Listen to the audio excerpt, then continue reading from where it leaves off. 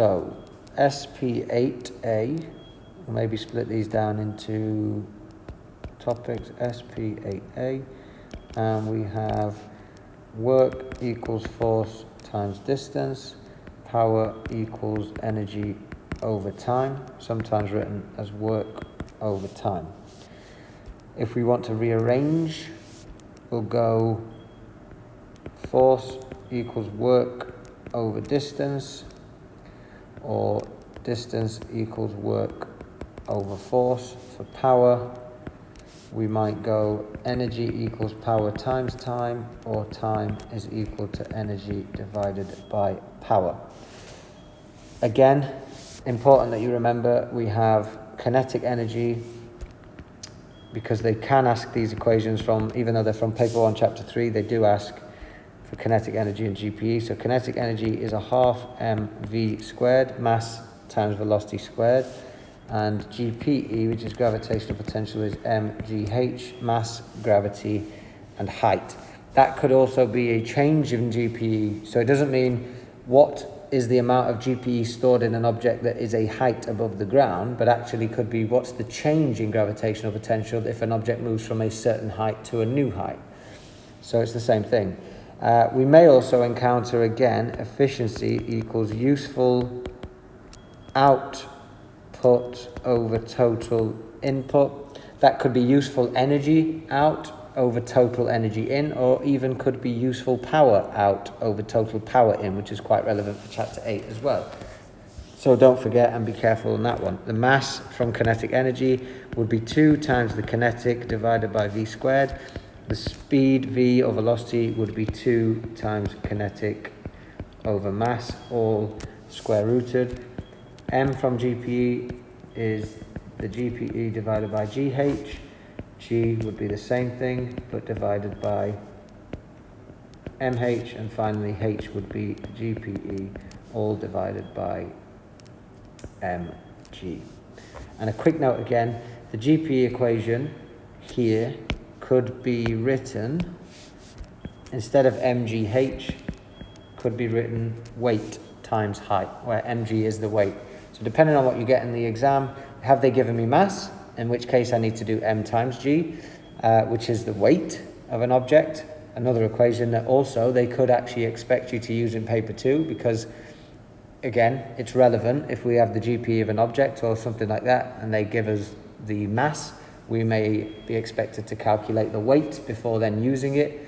It could even be that they give us the weight and we actually have to rearrange the weight equation to find the mass. So let's just add it anyway. So if I have the weight of an object which is equal to mg, I may be expected to find the mass of the object, which is just the weight divided by the height. So this W here is the weight, not the work done. And those are the equations for chapter 8. We can very quickly just move on to chapter 9 then. The only equation in chapter 9 comes from 9c, which is the moment of a force. So moment equals force times distance, but I'm going to put the perpendicular symbol there because the distance should be perpendicular to the force, or vice versa, the force should be perpendicular to the distance. Let me give you a quick example. If you had, let's actually say you have a wall and you connect some sort of shelf to that wall, which is fixed at one end. There's an object on that shelf with a weight which is vertically down. Then you would have to take the distance from the pivot or rotational point, which is here at the wall, to the object where the weight acts perpendicular at that point, and the moment of this force would be equal to the weight times the distance as they're perpendicular.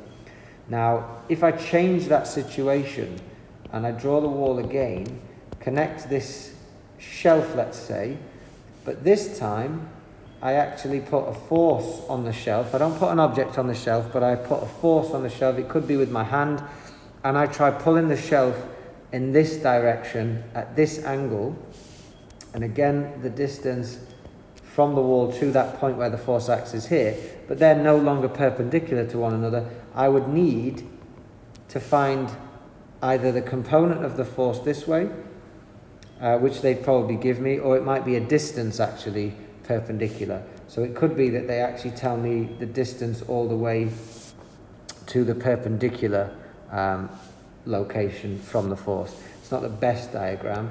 I'm just trying to think of one that we've already seen. We saw in the previous test that we did, it was, I believe it was a wrench spanner, something like that. And you had this, and it gave you the length, let's say 10 meters. The force acting was like that. And it also gave you a distance from the rotational point here to the force, and call that 8 meters. Now, you were expected, let's say if the force is 100 newtons, you were expected to realize that that force perpendicular to the rotation point would be the 8 meter distance, not the 10 meter length, because that length here is clearly not perpendicular to this force. But this distance here, from the rotational point, perpendicular to this force, there's your 90-degree angle. Okay, so that's how we calculate a moment. The principle of moments, just very quickly, is that obviously if we're making calculations of moments either side of an object, for example, then you would make sure that you do the clockwise moments must equal the anti-clockwise moments, but you are expected to calculate those moments clockwise and anti-clockwise separately. You don't add masses and then add forces and multiply. You find the moment at one point, add the moment at another point if they're in the same direction, and then the same on the other side. Okay, let's move on then. So chapter 10, we've got quite a few. So SP10 Electricity, we have quite a few equations. I might not get this in the right order, but let's just go from the ones that we remember. So I believe one of the first ones is the current I. So I'm going to do these in symbols. I'll say them as I go, but if you prefer them in words, you may need to go back through and write them down yourself. So current I in an electrical circuit is equal to the charge Q that passes a point each second. So I equals Q over T. If I'm to rearrange that for Q, it equals I times T. And if I want to rearrange for T, it is equal to Q over I. The next equation then that we learned was energy transferred. Electrical energy transferred in a circuit is equal to the charge multiplied by the voltage or potential difference. E equals QV. Energy in joules, Q, the charge should be in coulombs. V, voltage or potential difference in volts. I, the current, is measured in amperes, capital A. If we want to rearrange this for Q, it becomes energy divided by voltage. If we want to rearrange for voltage, it becomes energy over charge. This actually gives you a bit of a hint, this one and this one, for the definitions. Current is equal to the charge that passes per second, and 1 volt is equal to the amount of energy transferred to each or per charge. So per coulomb, joules per coulomb. So the equations sometimes also help you with the definitions as well, so it's obviously very important that we know them. Moving on then, we learned that the voltage in a circuit, or the voltage across a component, is equal to the current passing through that component multiplied by the resistance of the component. Rearranging, I equals V over R, or R equals V over I. R, the resistance, is measured in ohms, unit or the symbol for which is omega. Moving on then, I think the next equation that we saw in this chapter, which is the one that's given, I believe, in the back of the exam, was energy. Also, another way of calculating energy transferred in a circuit. How do I know which one it is? Well, you just have to basically ask yourself, what values do I have? So the equation at the back of the exam is IVT. So if I want to find out the amount of energy transferred in an electrical circuit, it's the current times the voltage times time. And how do I know if it's this one and not the energy equals Q times V equation? Well, in this one, I'd have the charge and voltage, and in this one, I'd have the current and the time. So again, only one of them will work with what you've been given. So just write a list of what you've got, and then select the equation that you require. Moving on from E equals IVT then, we can literally take out, because from chapter 8 we actually saw that energy is equal to power times time. If I just compare that to this equation, energy equals something times time, that something which was power in chapter 8 is now replaced by IV. So actually the power, electrical power of a component in a circuit is equal to I times V. just quickly stepping back to rearrange, we have I equals energy divided by VT, V equals energy divided by IT, and T equals the energy divided by IV. Okay, so moving on again, we've got that power in a circuit equals IV, so rearranging, we have I equals P divided by voltage, and voltage equals power over current. We can take equation number 3 here, V equals I times R, voltage equals current times resistance. And let's say in a question they asked for the power in a circuit, they gave me the current, but they didn't give me the voltage, but they gave me the resistance instead. What I can do is I can substitute this voltage here for the equation that I know, V equals IR, and then this equation becomes P equals, I'll actually write it out, I times V, but I'm going to swap V for IR, because I know that from here. So this actually becomes power equals I squared R. So power in a circuit or across a component is equal to current squared multiplied by resistance. Let's rearrange that one then. We'll start with the easy one. R equals power divided by I squared. Or, if I want the current I, it would be power over resistance. I just have to remember to square root the answer.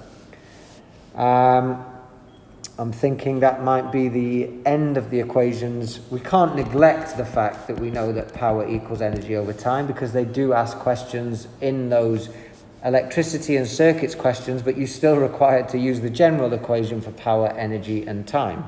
All right, so we are still making use of those equations that we've seen before. That's chapter 10 equations. Chapter 11, static electricity, has no equations. 12 then, we see our first equation in chapter 12, which is linked to the motor effect. So I'll add this one here because there's only one. So SP12, the motor effect equation, which is also given at the back of the exam, BIL. F is the force on a current carrying conductor, i.e. a wire.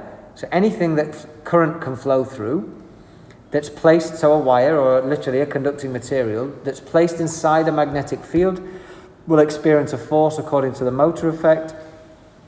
That force can be calculated using B, the magnetic field strength of the magnet that it's placed in, or magnetic flux density measured in Tesla. I, the current flowing through the conductor, and L, the length of the conductor that is placed inside the field. We also need to make sure that we understand in this equation, this is a force perpendicular to the field. So if the wire is perpendicular to the field, you will experience maximum force equal to BIL. If the wire was not perpendicular but was parallel, the force would be 0. So if I actually write force parallel, that's 0. But if the force is at an angle, so let's say, what if this force was at an angle theta to the field? So it's not perpendicular, so it's not maximum, but it's not parallel, so it's not 0. It's somewhere in between. It's just an extension. This is an extension. It's not actually expected or required in this specification, but it would actually be F equals BIL sine theta, which again you should know from maths at this stage, sine, cos, tan. If a wire is placed inside a magnetic field at an angle theta to the field, then the force would actually be a component of that. It wouldn't be the maximum. It would be somewhere between 0 and maximum, and the component would be F equals BIL sine theta. So you would literally just multiply by sine theta if you wanted to know the actual force in that case. But again, that is an extension. It is not expected of you at GCSE. And if they do want you to use it, they will give you that one. They would not expect you to remember BIL sine theta. Moving on then to SP13. So SP13 equations, we actually have a couple, both of which are given in the paper. We've got the transformer equations, one of which is Vp over Vs equals Np over Ns, again given at the back of the exam. This is voltage in the primary coil divided by voltage in the secondary equals the number of turns on the primary over the number of turns in the secondary. Now, if I'm looking for one of the two that are already on the top of the equation, then all I need to do is rearrange by multiplying. So if I want Vp, the voltage in the primary coil, I'd literally just leave the equation as it is, but multiply by the Vs that was on the bottom here. That comes up to the top. If I'm looking for the number in the primary, I do the same thing. I leave it as it is, Vp over Vs. I just multiply by the number on the secondary. But if I'm looking for one of these two denominators, then what I will do in my exam before rearranging to solve, I will just turn these two fractions upside down. So it's exactly the same thing. Vs over Vp is equal to Ns over Np. So I flip them upside down, and now I can literally rearrange for any of the two numerators. So if I'm looking for Vs, it would be Ns over Np multiplied by the Vp, and Ns would equal, same thing again, Vs over Vp all multiplied by Np. All right, this equation is given at the back of the exam. All you need to do is multiply to find one of the two that are already at the top, multiply by the one you don't need, or if they've asked you for one of the denominators, you simply just flip your fractions upside down and go again. So you should not be getting this wrong. You should always know that the Vs over Vp equals Ns over Np. They're the same on both sides. The other equation then for the transformer was the power of a transformer. So the power in the primary coil of a transformer is equal to current in the primary times voltage in the primary. Power in the secondary is therefore equal to current in the secondary times voltage in the secondary. Those equations literally come from chapter 10, where P equals IV, power in an electrical circuit equals current times voltage. So power in primary is the current in the primary coil times voltage in the primary. Power in the secondary is current in the secondary times voltage in the secondary. But because I know that power is conserved due to the fact that energy is conserved from primary to secondary coil in a transformer, if it's 100% efficient, then I can actually say that power in the primary must equal power in the secondary. So those two just go together. IPVP must equal ISVS. You could be expected to use these in any form, to be honest. This one is given, again, at the back of the paper, but you should know that each side of that equation, IPVP, is the power in the primary. Because they could just say, well, actually, I'm not going to give you IPVP ISVS. I'm just going to say the power is this, 20 watts, let's say. In which case, if I already know the power, all I need to do is rearrange power equals I times V. I don't need to mess with IPVP ISVS. If I have the power, then they've actually given me the power. I just put that equal to I times V. So be aware of that. That's it for 13. I don't believe I've missed any. So we'll move on to SP14. We've got a few in here. SP14, we have density. We've got specific heat capacity, specific latent heat. And of course then we have the pressure and volume equation as well. So density is one that you have to remember. Density rho is equal to mass divided by volume. Mass should be in kilograms, volume in meters cubed. Alternatively, mass could be in grams, but volume would have to be in centimeters cubed. So that's the density equation. If we rearrange for mass, mass is equal to density times volume, and volume equals mass over density. We then move on to specific heat capacity C, where Q equals mc delta theta. Q is the amount of thermal energy transferred to a substance, or it's the amount of thermal energy released by a substance. M is the mass of the substance, C specific heat capacity, and delta theta is the change in temperature, which could be in Celsius or Kelvin, because the change is the same. Rearranging then, M equals Q divided by C delta theta. C equals Q divided by M delta theta, and of course delta theta equals Q over MC. And then moving on, we've got the thermal energy required to change state of a substance is equal to ml. Q is again thermal energy added or released by a substance when changing state. M is the mass of the substance that is changing state, and specific latent heat is the amount of energy required to change the state of exactly 1 kilogram of this substance. Rearranging, nice and easy, M equals Q over L, and L equals Q over M. The latent heat should be in units joule per kilogram. If they give you kilojoules per kilogram, which is a common thing they try to do, you need to be aware of it and convert it back to joules per kilogram. Finally then, the pressure equation comes from, again it's in the back of the exam, so this is in the back, this is in the back, and finally P, pressure, is at the back of the exam. But this one is all about basically how the pressure of a substance, of a gas actually, changes with varying volume of the gas container.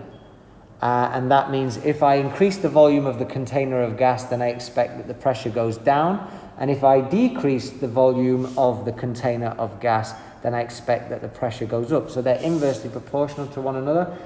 So pressure 1 times volume 1 is equal to pressure 2 times volume 2. So if I change the volume, then the pressure changes inversely proportional. P1 V1 equals P2 V2. Doesn't matter what units you use for pressure and volume, provided they're both the same. But if you are looking for a volume and the other volume was in meters cubed, then you would get an answer in meters cubed. If you want it in a different unit, you'd have to convert it at the end yourself. Rearranging quickly, it's very simple. Just divide by the one you don't want. V1 would be P2 V2 all over P1. Vice versa, P1 would be P2 V2 all over V1. P2 would equal P1 V1 all over V2, and V2 would be P1 V1 all over P2. And that was the last equation from chapter 14. There are a couple more in 15, but of course for this mock we do not need to do them. I'm going to go through them very quickly. At this stage you can just stop the video for the mock exam, but obviously in the future if you want to come back to this video it'll save me making it again. So just very quickly, the equations for SP15. We have Hooke's law, we have work done for a spring or a stretched object. We have, let me get this right, pressure again, but not for a gas, general pressure, which you should already know actually. And we have another pressure equation, but due to a column of liquid. And I think that might be it. And if I've forgotten, I can always come back in the future. Hooke's law states that the force on a spring is equal to Kx. So the force on a spring, or the force applied to an object to stretch it or compress it, is equal to K, the spring constant, times extension. Rearranging for K is nice and easy, F over X. Rearranging for extension, X is F over K. We then have the work done on a stretched object or a compressed object, or the energy stored inside a stretched or compressed object, is equal to 1/2 Kx squared. That is given at the back of the exam, where K is again the spring constant, X is the extension squared. Rearranging for K equals 2 times the work all over extension squared. Actually, it's exactly the same as kinetic energy, except for mass it's spring constant, and for velocity it's extension. This is exactly the same equation. So if I want to rearrange for extension X, just like I did for velocity V, it becomes 2 times the work all over the spring constant, and I must remember to square root the whole answer. So that's Hooke's law, that's work done on a spring or energy stored within the spring or stretched object. Pressure, general pressure, we actually did this in chapter 14 where we defined what pressure of a gas is on a container. It is equal to the force per unit area. So this now actually extends to what would be the pressure literally if I just applied a force on a table with my hand. Well, it would be the force that I apply on the table divided by the area over which my hand acts on the table. So pressure is force over area. Remember, the units of pressure are Pascal. And then finally, we actually calculate the pressure on an object. Let me give you a quick example. Imagine you are swimming underwater. You have all this water above you, plus the atmosphere as well, technically, above you. So the pressure that you feel pushing down on you at any point is equal to the density of the fluid. So the density, and this is also at the back of the exam, the density of the fluid, so this one would be probably the density of the water. If I just care only about the pressure from the sea or the water above me, it would be the density of the fluid times the gravitational field strength G, which on the Earth is 10, and then finally times the height of the column of liquid that is above you. Now that's for the pressure that is acting down on you, but you could also be given, well, let's say I move from here to here when I'm swimming. I've now gone deeper by a certain change of depth or height, delta H. So now I'm a little bit deeper, there should be more pressure on me because there is more fluid above me. So what would be the change in pressure then? Well, that would literally be pressure change is equal to the density of the water, same again, the change in height, delta H, or let's do it the right order, same order, times G gravity, which also didn't change, and then times delta H, the change in height from position 1 to position 2, and that would tell me the amount of pressure that was added to me from above. Okay, now all the equations from paper 2. Let's quickly rearrange this one. Force would be equal to pressure times area. Area would equal force divided by pressure. And then this one that is also given at the back of the exam could rearrange for density of the fluid, which is pressure over GH. I could rearrange for gravitational field strength, which is pressure over density times height. Or finally, I could rearrange for the height of the fluid above, or the change in height, if it's a change in pressure, would be the change in pressure or the pressure divided by G times density of fluid. All right, and that is it for the equations on paper 2.